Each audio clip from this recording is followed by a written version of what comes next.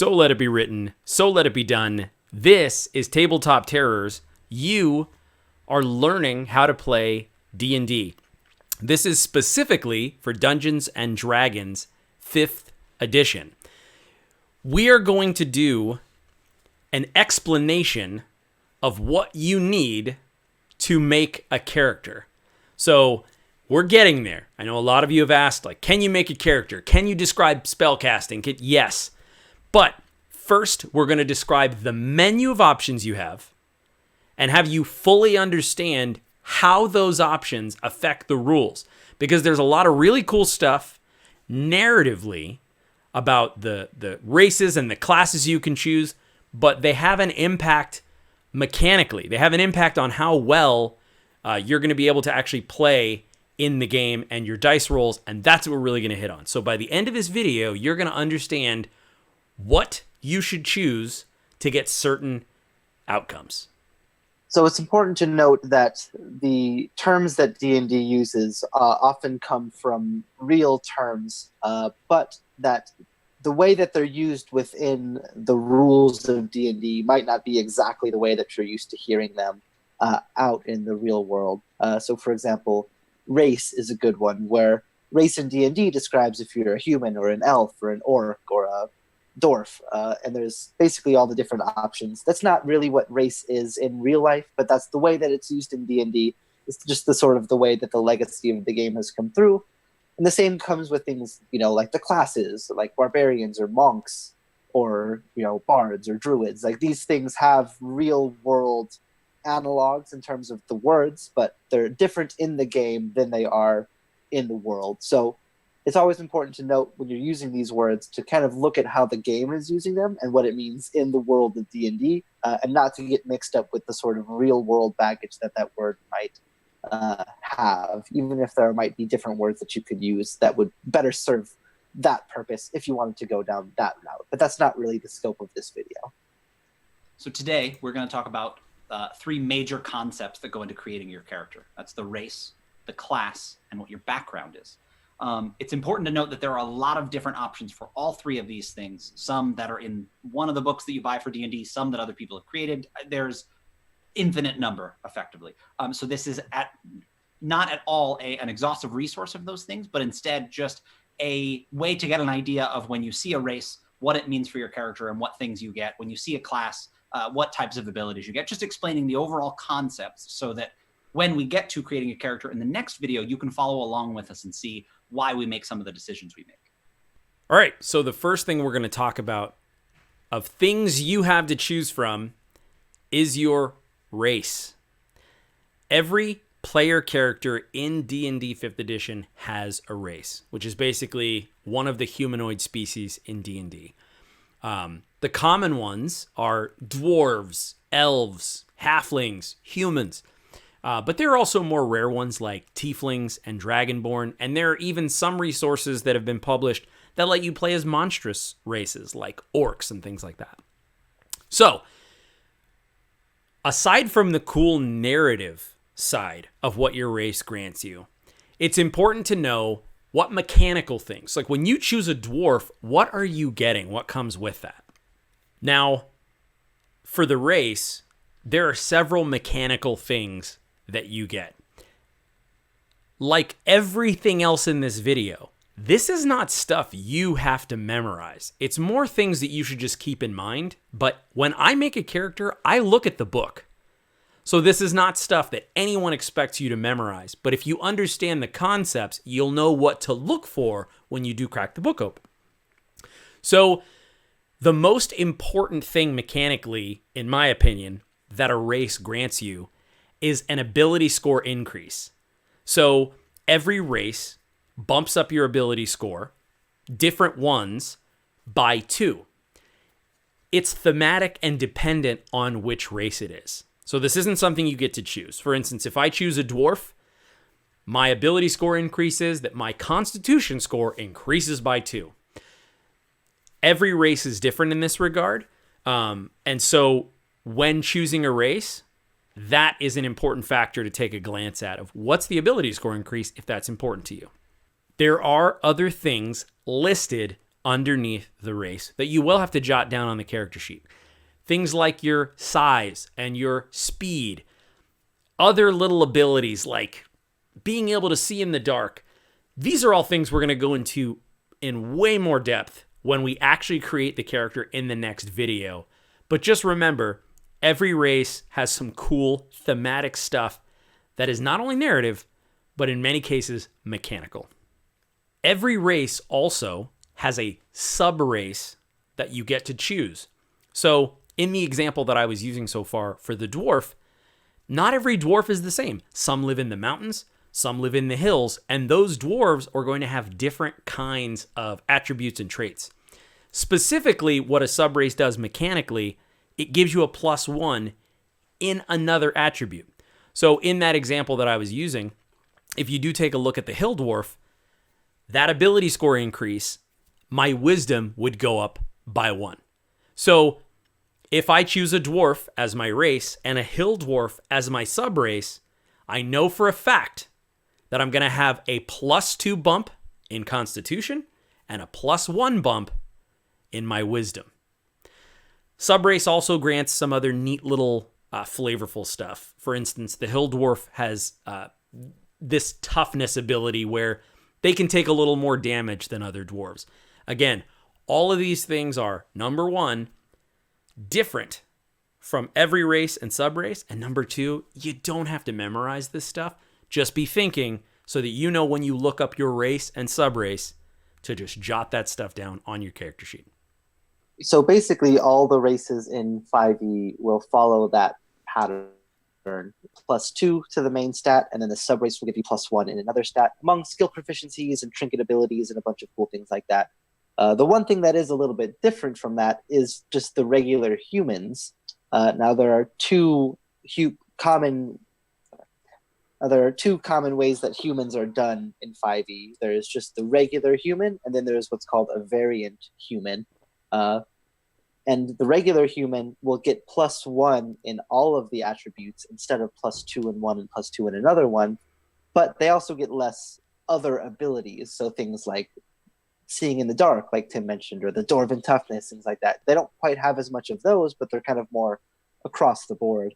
And then there's another thing called the variant human, which is an optional rule. So some GMs will allow it. I think most GMs allow it, but some don't, where you get +1 in 2 different attributes of whichever you pick. So you get to decide on that one.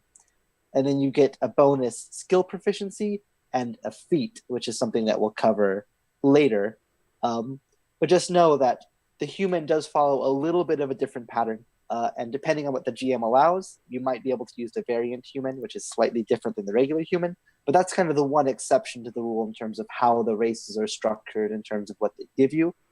And it's also worth noting that humans do not have subraces. It's just human. So humans are a bit of the wild card compared to the other races in terms of what they have to offer. But everything else will follow exactly the same structure. Another thing to note is about character creation and making some of these decisions.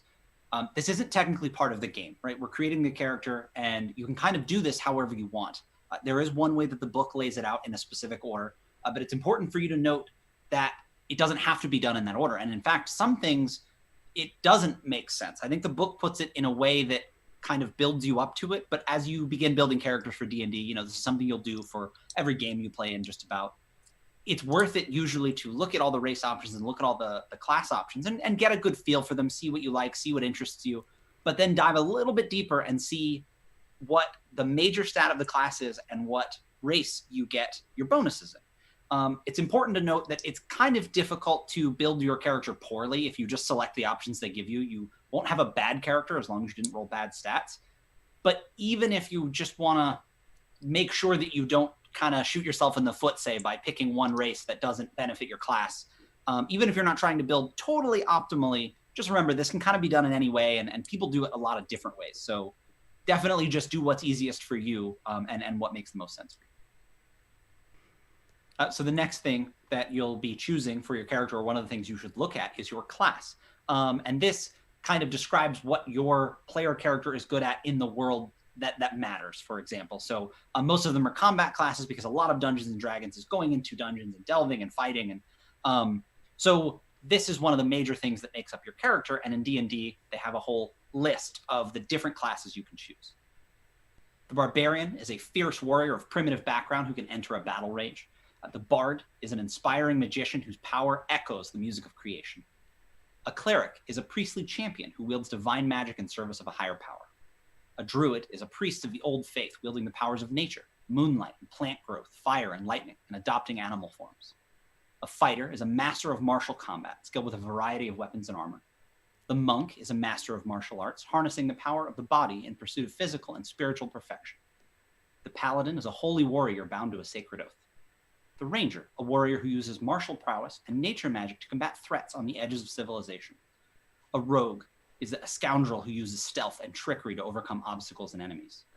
A Sorcerer is a spellcaster who draws an inherent magic from a gift or a bloodline.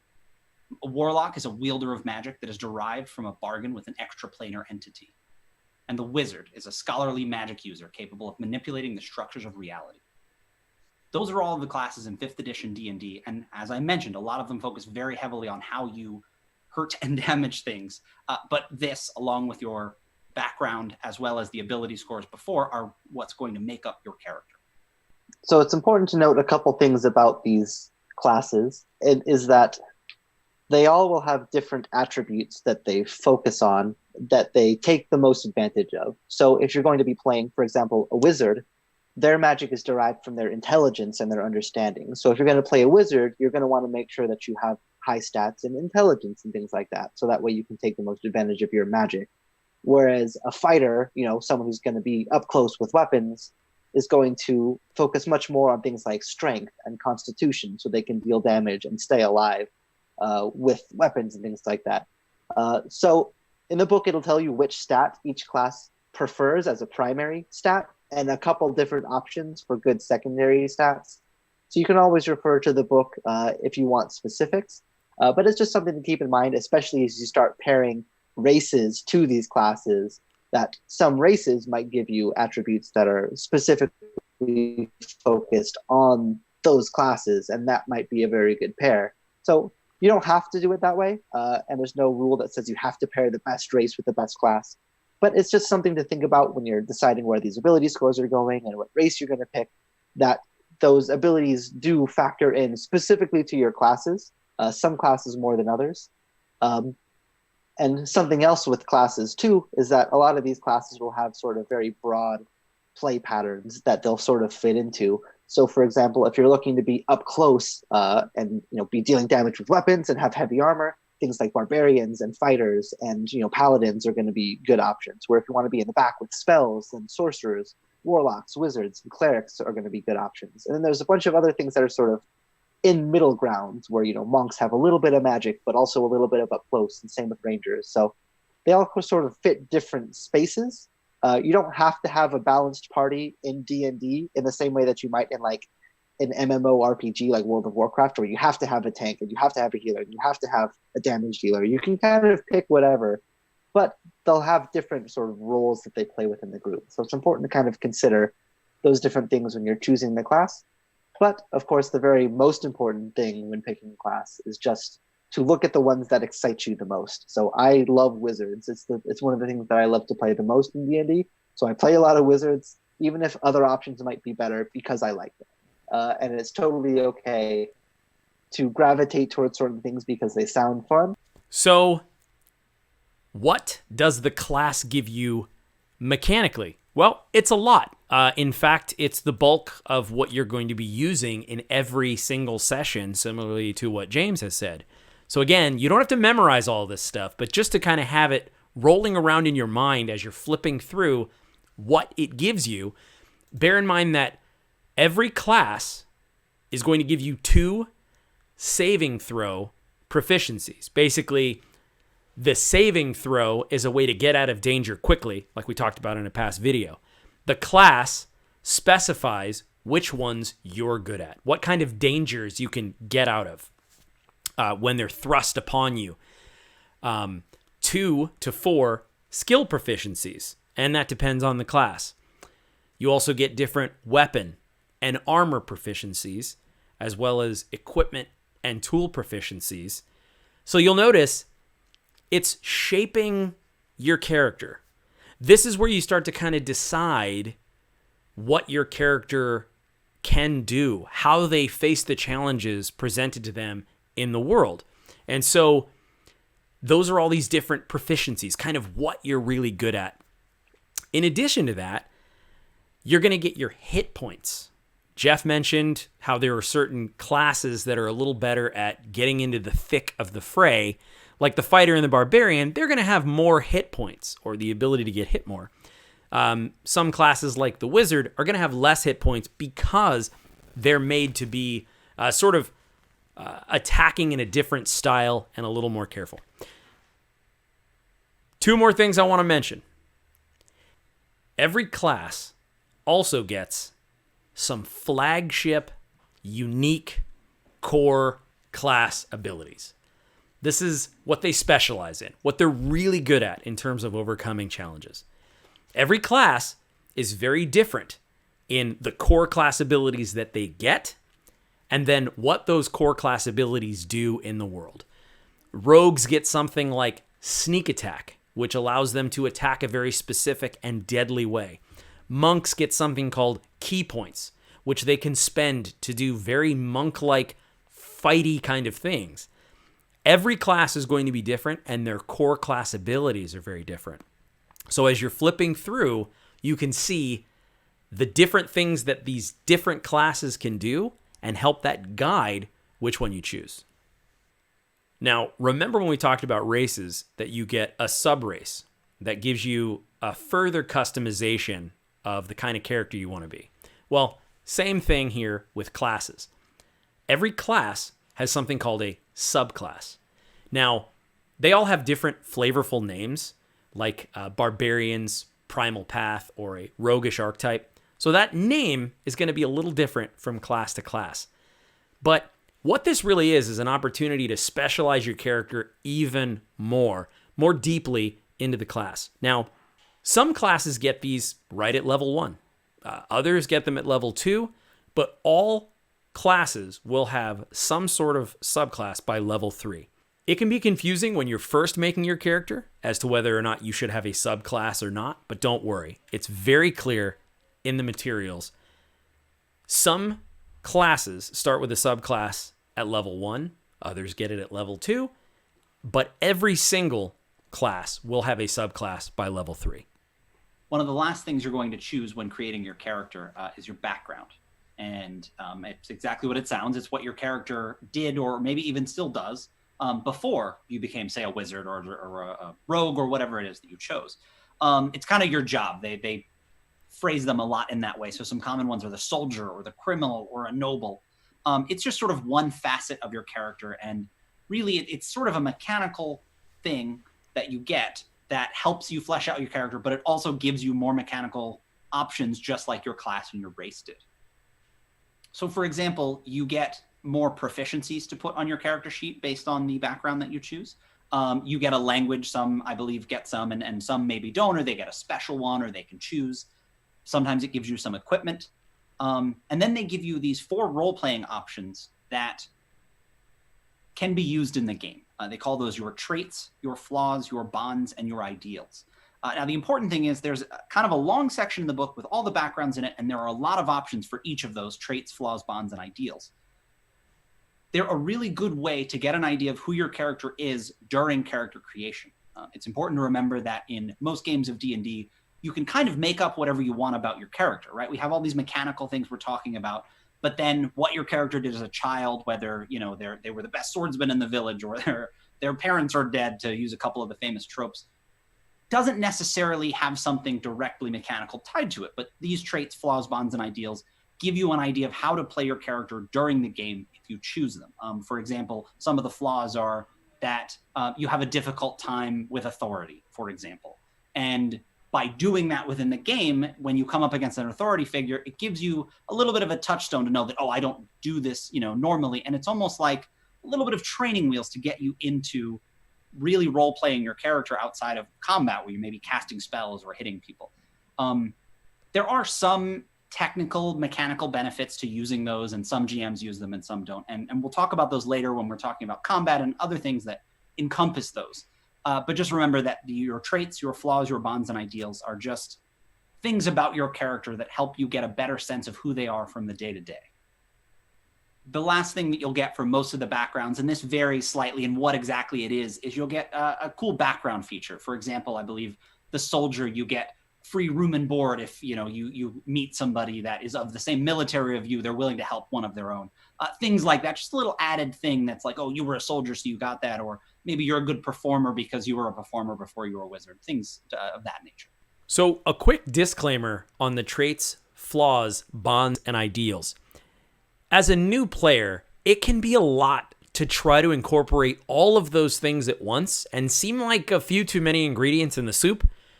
Feel free to either focus on one at a time, or maybe you can let them happen organically, or add one as your character essentially goes through different adventures. Don't feel pressure that you have to do all four of those things all the time and that you'll mess up if you don't use them. As James said, they're training wheels. Use them as tools and don't feel bound by them. So we've covered a lot of ground there across all these different character options. So just to try to recap it a little bit, when you actually make your character, after you've got your ability scores, or even before you've got your ability scores, as we covered in the last video, you can kind of do all these things in the order, as we said before. You can pick your class first or your race first. But every character will have to pick some of these options. You'll need to pick a race, which is kind of like the species of creature that you are. Are you a human, an elf, a dwarf, an orc? And these races will give you ability score increases, some skill proficiencies, and some special abilities, and a couple extra little features. You'll need to pick a class, which is sort of what your character focuses on right now. Are they a wizard that's going to be slinging spells? Or are they going to be a cleric who gets their power from the gods? Or are they going to be a fighter who's up in heavy armor and a sword? And those classes get you skill proficiencies and saving throw proficiencies. They get you special abilities that focus on your class. You'll pick, a subrace and a subclass if you need to for each of those options. And then you'll pick a background, which is going to be kind of who your character is and was outside of their class. Did they grow up as a folk hero who saved their town? Were they a sage locked away in a tower with a wizard? Or were they a criminal just trying to get by, in a tough city?